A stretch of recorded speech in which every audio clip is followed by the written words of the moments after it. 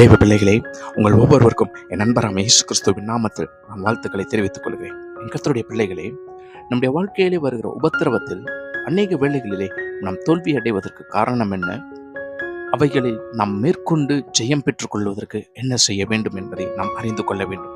இதற்கு வேதவசனம் தெளிவாக நமக்கு வெளிப்படுத்தி இருக்கிறது.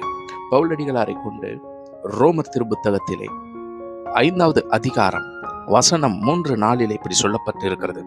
அது மாத்திரமல்ல, உபத்திரவம் பொறுமையையும், பொறுமை பரீட்சையையும், பரீட்சை நம்பிக்கையையும் உண்டாக்குகிறது என்று நாங்கள் அறிந்து உபத்திரவங்களிலேயும் மென்மை பாராட்டுகிறோம் என்று சொல்லப்பட்டிருக்கிறது.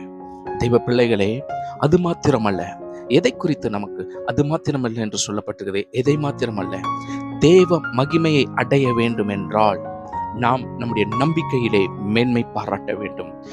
ஏன் நமக்கு உபத்திரம் வருகிறது? நம் மூலமாக தேவனுடைய மகிமை வெளிப்பட வேண்டும் என்பது தேவனுடைய சித்தமாயிருக்கிறது.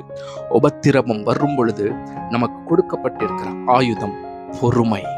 தேவ பிள்ளைகளே, அந்த பொறுமைதான் நமக்கு அடுத்த கட்டம், அந்த பரீட்சையிலே மேற்கொள்ளுவதற்கு, வெற்றி பெறுவதற்கு நமக்கு விசுவாசத்தை உண்டாக்குகிறது என்று நாம் அறிந்து கொள்ள வேண்டும். தேவ ஜனங்களே, உபத்திரவம் வரும் பொழுது நாம் சடுதியாக சில காரியங்களை நாமே மாம்ச ரீதியாக திட்டம் தீட்டி விடுகிறோம். நமக்கு ஏதாகிலும் ஒரு உபத்திரவம் வரும்போது உடனே ஒருவேளை இந்த மனிதன் மூலமாக அல்லது இந்த மனுஷி மூலமாக நமக்கு உபத்திரம் வந்து விட்டதா, நமக்கு இவர்கள் பிரச்சனை கொடுக்கிறார்களா என்று சொல்லி கண்ட மேனிக்கு எல்லாரையும் நாம் சந்தேகப்பட்டு விடுகிறோம். அந்த சந்தேகம் நம்முடைய வாழ்க்கையில இருக்கிற சமாதானத்தை இழக்க பண்ணுகிறது. ஒருவேளை கூட பிறந்தவர்களே நமக்கு விரோதமாக, நம்முடைய உறவினர்கள் நமக்கு விரோதமாக, அல்லது நம்முடைய நண்பர்கள் நமக்கு விரோதமாக எழும்பி இருப்பார்களோ, இந்த கொடிய காரியத்தை நமக்கு செய்திருப்பார்களோ, நம்முடைய வளர்ச்சிக்கு அவர்கள் பொறாமைப்பட்டு நம்முடைய வளர்ச்சியை தடை பண்ண வேண்டும் என்று சொல்லி இறங்கி இந்த காரியங்களை செய்திருப்பார்களோ என்று கண்ட மேனிக்கு அடுத்தவர்களை குறித்ததான சந்தேகத்திற்குள் கடந்து செல்கிறோம். அந்த சந்தேகம் சாத்தான் விதைக்கிறது, உங்களுடைய நம்பிக்கையை உடைந்து போக பண்ணுகிறது.